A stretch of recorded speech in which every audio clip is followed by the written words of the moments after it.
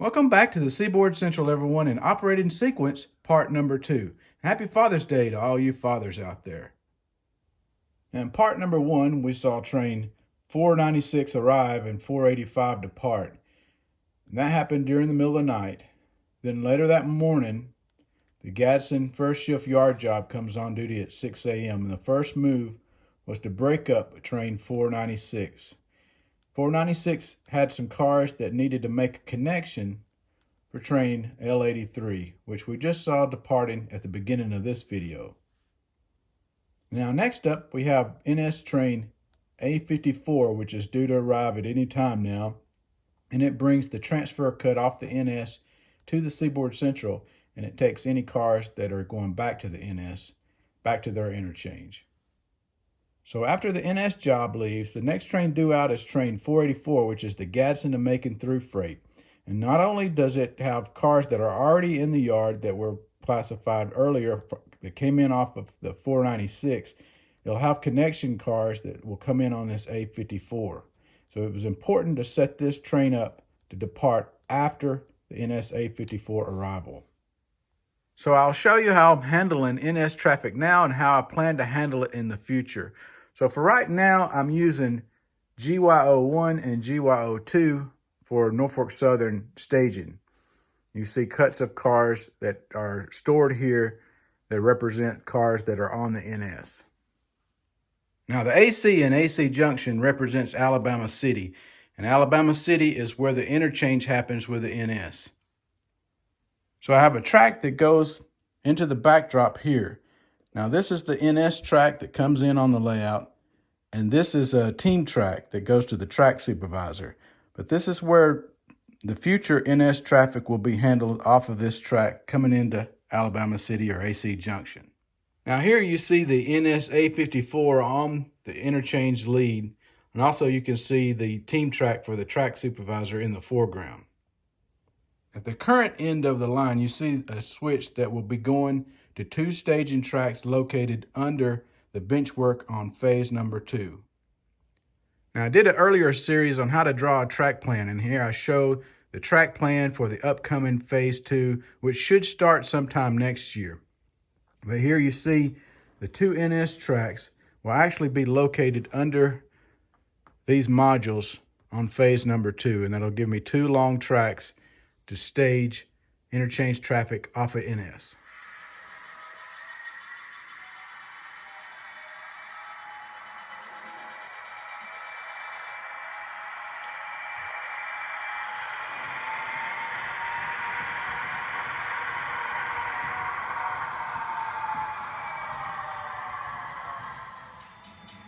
So one of the first things we need to do after we get those engines off the NS lead is couple up on one of these cuts of cars, either in GY01 or GY02. Today it's GY02 that needs to be interchanged.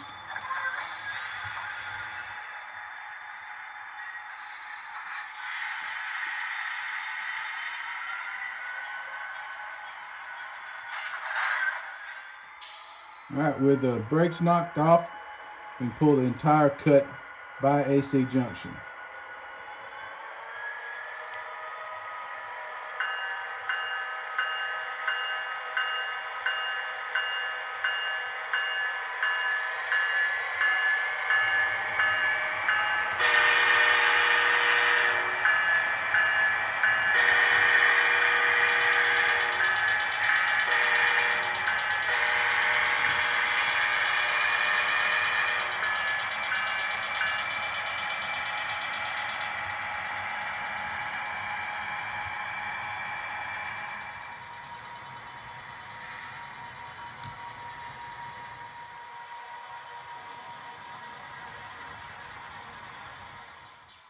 Seaboard Central Gadsden Yard Masters given the NS job permission to shove their cutoff into the GY03 inbound track.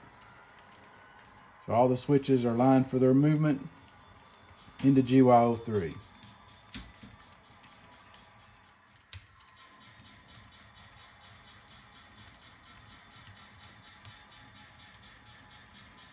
Having interchanges with other railroads gives your railroad opportunity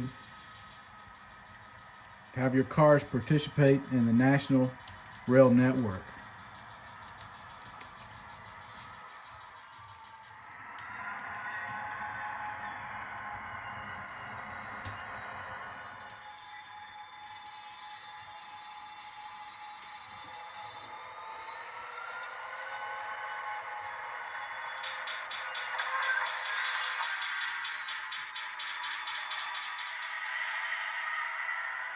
Our cut's made now. It's time to double the outbound cars together.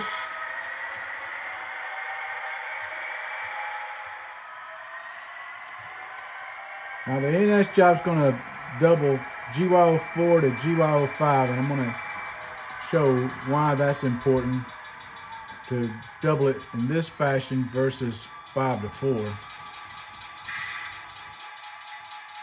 We're going to couple up on track 4 first.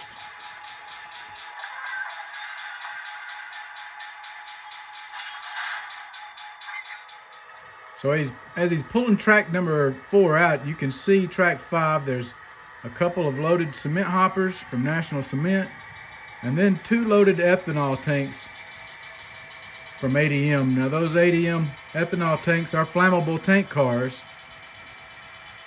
So since they're not in a solid unit ethanol train, they have to have at least 5 buffer cars in front of them, between them and the engines. Now, had they been empty, you'd only need 1 buffer car. But with them being loads, any flammable tank car needs at least 5 spacer cars in front of it. And just having those 2 loaded cement cars wasn't going to work. Now, at this point, the yardmaster is giving the NS job permission to shove on back in the track so they can perform a transfer cut brake test. It's otherwise known as a Class 3 brake test. Since the train is going less than 20 miles, it's done a little bit differently than your Class 1 A1 brake test. So they're just shoved back in the track and walk their cars. Once they make it to the head end, grab their paperwork from the tower, they can depart Gadsden and head back to their own rails.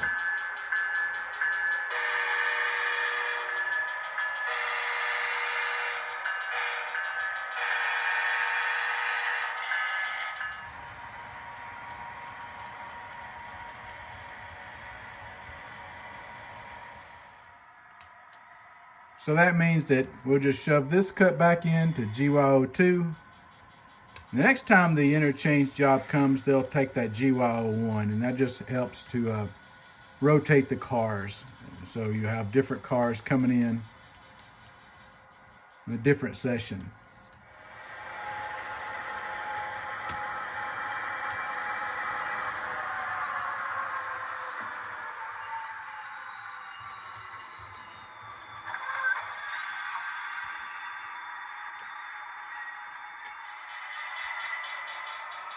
Now with that done, we'll take the engines and the head car back over to the NS lead and park them until the next session.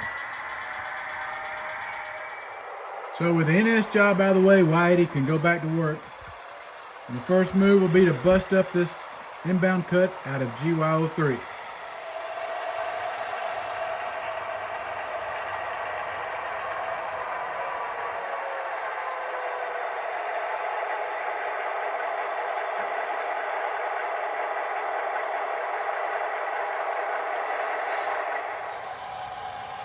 So we'll pull the entire cut out, double check our numbers and our list that we have on the cars, and then we'll start making our moves. All right, so let's mark our switch list. The R48s and R49s, those are all going to Raglan. That R gives it away. We're going to put these in GY10.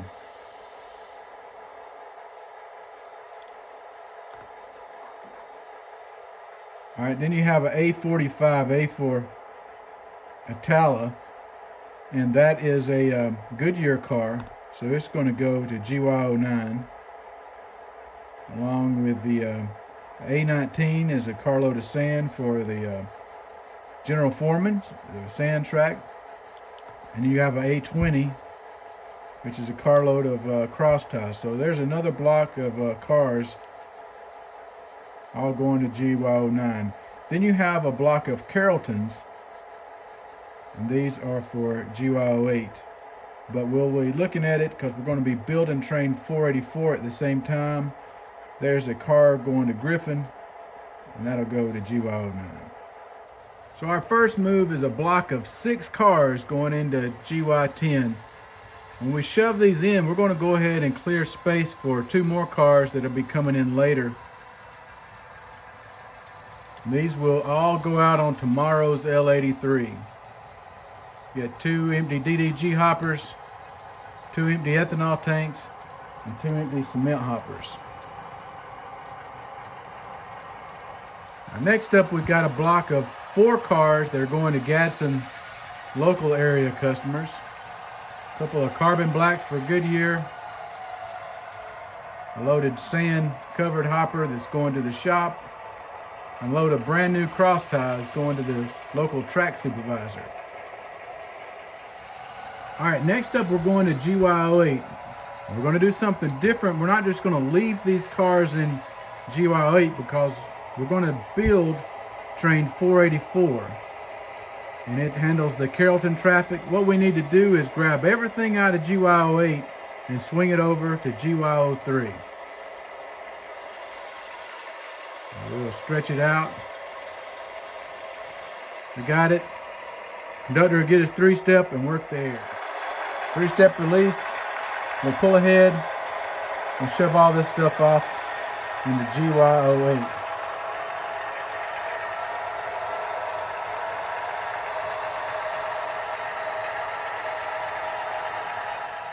We went ahead and hung our EOT. We'll go ahead and shove all this stuff off in GY03. We almost have train 484 built at that point.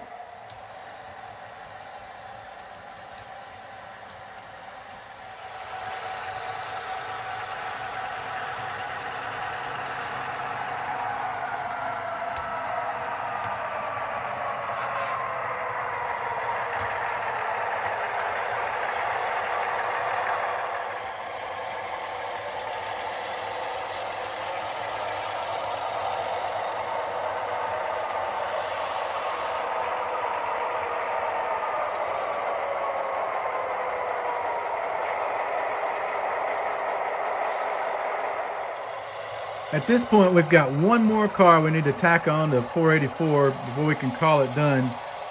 And it's a empty for Macon. It's that last car in track 9 is an empty coil car, that Seaboard Central coil car. So we'll come out of track 9, set it over to 3, and then we'll go back to 9 with the rest of this stuff.